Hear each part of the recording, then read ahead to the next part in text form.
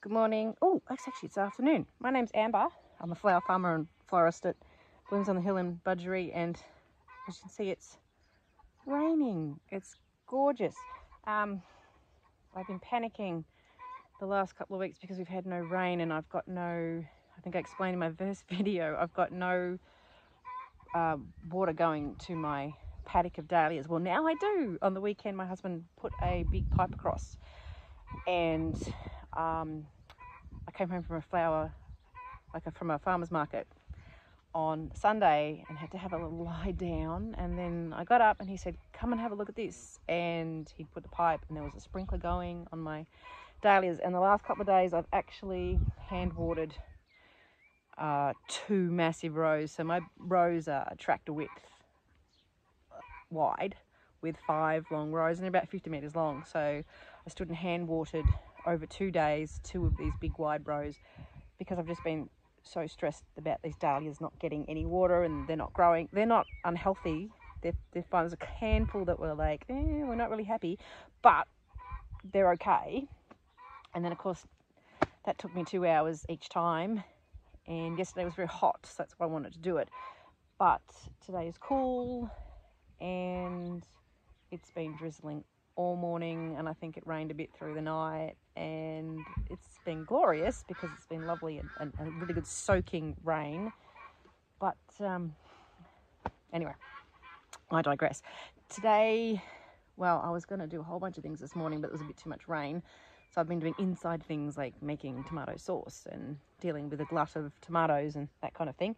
But I need to plant out my bed. Remember I said I had a bed, the bed that the ducks attacked and ate all the zinnias. I have all these zinnia seedlings to plant. You're looking at my nose, sorry about that. I've got all these zinnias to put in to replace what was pulled out. So I'm just going to weed this bed. There's just a couple of weeds in there. There's zinnias that didn't get destroyed by the ducks, so they're actually doing okay. So I can kind of weed around them, and then I'll get those little seedlings in. So that's what we're doing at the moment. So I'll show you how it's not rocket science, but I'll show you what I do.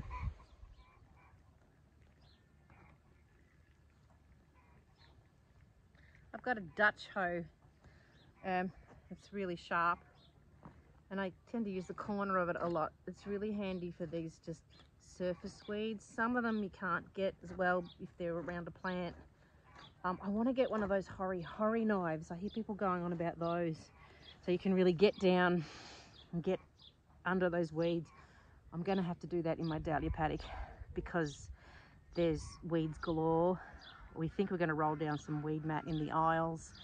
Apparently it's not that expensive, but around each individual plant, luckily the plants have managed to beat the weeds and they're up, and they're a lot of flat weeds, but it's looking a little untidy, and I'm a bit scared they're going to strangle my dahlias. Oh, and there's a raspberry in there. They keep popping up. We moved the raspberry patch to down here, but these raspberries keep popping up. They've got very deep roots. So yeah, what was I saying? Yeah, so I've completely forgotten. Oh, anyway, so I want to get those weeds out from those dahlias, particularly when we start pick your own, because you want it to look a bit tidy. My husband very kindly erected a fence, like a temporary one. So this runs around a little, around our apple tree, but it's fencing in these ducks and little Rhode Island red chickens. You're very cute. The ducks are kind of cute, but they're painful. Yeah, so they can't eat my zinnias, pull them up. And that was pretty devastating to discover that they'd ripped up all my seedlings. But the main thing was that they were eating my dahlias, getting into my new ones and pulling at the leaves and chomping on them. So you guys are trapped in here now, which is great. And then you can't attack that. And the reason we've had the ducks in the first place is to they can, you know, eat the slugs and snails, and we hatch these out, but not if they're going to eat my dahlias. It's not acceptable.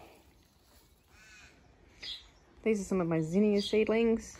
As you can see, they're growing sideways, but they're growing towards the light. They're on some tables that are under my carport, and there's some more. Ignore the dog food and the general riffraff. My seedlings are on these tables under the carport because I have a greenhouse.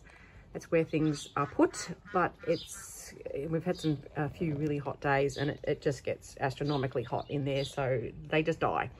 So they've been out on these tables, and a lot of them are looking like I'll plant them out soon, once it stops drizzling. Okay, I've had a costume change. It's because I was wet, and I could plant out my zinnias, but this drizzle has been really steady all day, so it's great. It's this beautiful soaking, not washing away kind of rain, and it's varying between being slightly annoying to really quite annoying. So I've given up on that, but I'll go back to it later. The other thing on my list, I made a list of things to do this morning, was to do a bit of my writing for my workshops. I'm going to have worksheets for people to take home. I don't know about you, but I love things to be written down. I love notes. I take notes. If I do a workshop, I'll take notes. And I like to collate information so I can go back to it. I just feel more ordered. In a world of chaos, I feel like I'm in control. So this is the thing with flower farming. There is so much work there. It's constant. And I've got, you know, you've got your own things. You've got your kids and your everything else that you do. You might have another job. A husband that might not pick up after himself. You might have, I don't know. But I've got a farm, a sheep and cattle farm, which I run because my husband is working during the day. He's actually a shearer, so he's very busy this time of the year in summertime. I homeschool my kids when school was happening, so there's a lot going on, and list making sounds like a small thing, but this morning I actually did one. So far I've done 2.5 things on that list and it's now 1:20, so I'm not going to get through everything, but it helps. You feel more in control. Yes, so back to what I was saying, flower farming, there's so much work. Don't underestimate the amount of work that you have to do. It's just such a lot. So yeah, writing it down, you feel a little bit more in control. The other thing, don't beat yourself up if you don't get through it all. Just my piece of advice, don't, because you won't. You just don't. You think you will, here's my list. Nah, don't get through it all. Unless you've got help, unless, you know, and if you're like me, when you're a small flower farm and you're just starting out, you're not going to be paying anybody, you're not going to afford it. So if you can, then you're lucky, but I'd have to scale up enormously to be able to pay anybody. So it's just not going to happen for, you know, that's why I had children. They can help me.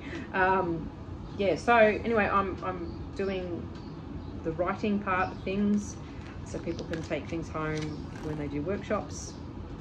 So I've just redelegated my time. Yes, it's raining. I'd probably like to go and have a lie down now. Go read a book or watch a movie or something, but now we'll do the paperwork side of things, because that was on my list as well. So if that's helpful, hopefully. It's been drizzling all day. It's been fantastic, but I haven't had another costume change. I've just put a jumper and a vest on. It's really, really rainy. I've just gone down to have a look at where I need to plant out some plants, because I was given some Australian native flowers for Christmas, and I have a whole bunch of silver dollar gums that I started from seed that I need to plant as well. So I'm going to put them down the paddock. I've just gone and had a look, and I need to put them out before they get pot bound and die. So it's going to be cool for the next few days, so I think it might be time to do that. So I'll just show you what I've got. So I've got leucadendrons. This one's not looking well at all. It's drying off. I have another leucadendron in there somewhere. It's a yellow one. I don't know what this is at all. I'm not good at Australian natives. There's a Banksia. It's looking a bit dry on the bottom. I don't know what, well, there's this thing and I can't pronounce what it is. And then there's this thing, which I also can't pronounce what it is. But it's a waxy flower apparently. So they're all natives and all good for cut flowers. And then these are my silver dollar gums. Some of them are quite large. Eucalyptus seeds are really small. They take ages to germinate, and I'm really quite proud of the fact that I've got quite a few to put out. One was given to me by a friend, so that's nice. But they can all go down the paddock, and foliage is really important when you're trying to do any kind of forestry. So as a flower farmer, having foliage is really valuable. It's literally drizzled all day and it's good. It's great, but it's quite miserable, and it's actually really quite cold today. Just such a difference from yesterday when it's about 36 or whatever it was. I've just fed the dogs, the working dogs, and I'm going to retire for the day. So my list that I made, I did pretty well. I got a lot of my paperwork writing done. Tiny bit of weeding, so tiny it's not noticeable. Figured out where I'm going to plant those gums and those natives. I'll try and do that tomorrow. It'll go on the list, tomorrow's list. Look at them all speckly with rain. What else? Oh, well, yeah, but this is the thing about flower farming. It's really unpredictable too. Not only is it lots and lots of work, but no matter how well you plan, you just can't anticipate what's going to happen, because yeah, the weather's just made me change what I was doing. But it's okay, it's all right, don't panic. I need to get those zinnias in the ground, and I've got some asters and a few other little things to put in the ground as well, so we'll attempt to do that tomorrow. No, I haven't had another costume change. It's actually the next day. Oh, look at my hair. I've been on the motorbike and I'm just up the back, one of my back paddocks, checking on my cows, because they are, here's a cow, due to calve in the next month or so. So just got to keep an eye on them. So checking the springers is what I'm currently doing. And then I'm going to hopefully get to those zinnias. Although it's just started to rain a little bit again. Yesterday, drizzled all day. And it was fine this morning, and now it's coming over drizzly again. So we'll get to it. Cows. These are my Speckle Park heifers. Out of my Speckle Park bull. And Jack is barking. Everyone's here. We've done a head count. No one's had a calve. No one's calved yet. Have you, darling? This is why I'm called Blooms on the Hill, because we're well and truly on a hill.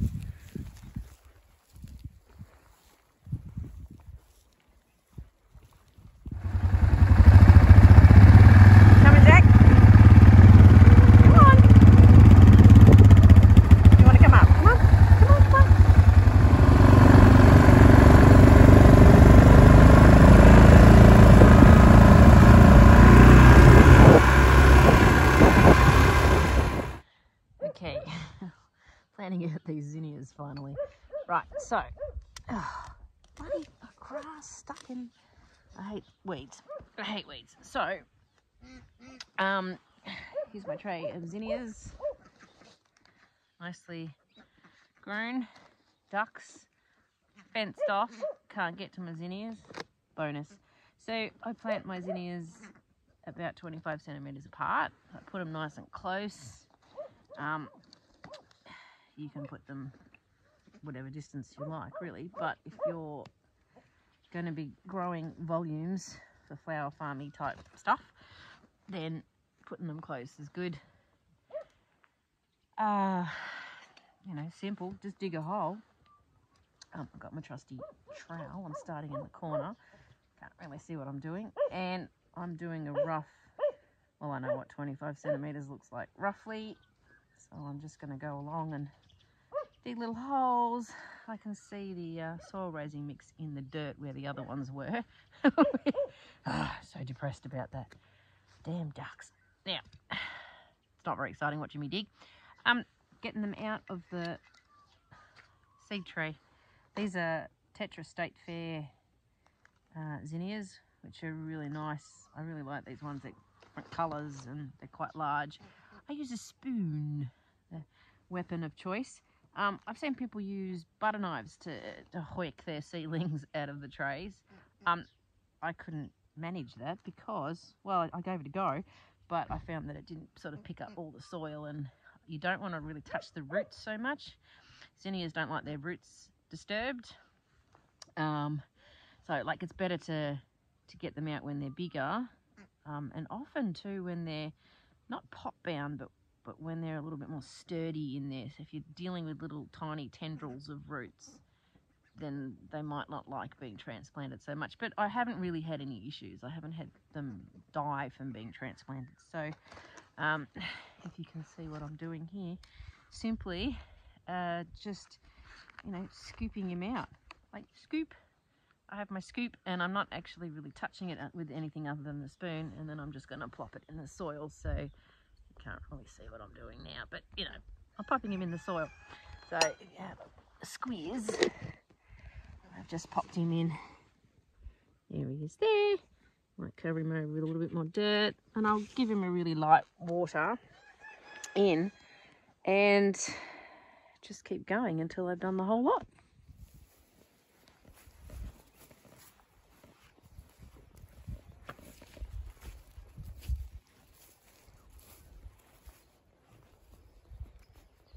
I've finished those zinnias. I've planted out that big bed and another smaller one and given them some water. So I've still got about 8-9 trays to go. I have to find the space for them. I've got another bed that did have peas in it, so I'll get the weeds out of that. And then there's another one that had snow peas in it, so I think I'll use that as well. And that might be enough, I think, space. But I do have some other zinnias that I need to take out, really, because they're no good for cut flowers. Me being new to zinnias, these Persian carpet ones, don't look at the weed, these ones, very sweet, but I should have gathered from the name Persian carpet, they're going to be a low growing carpet type looking zinnia, which was what they are. So it's all good. I'm going to go have a cup of tea and something to eat. I'm starving. So thanks for coming along today with my extended zinnia planting foray. We got it done eventually, or most of it anyway. And we'll see you next time. Bye.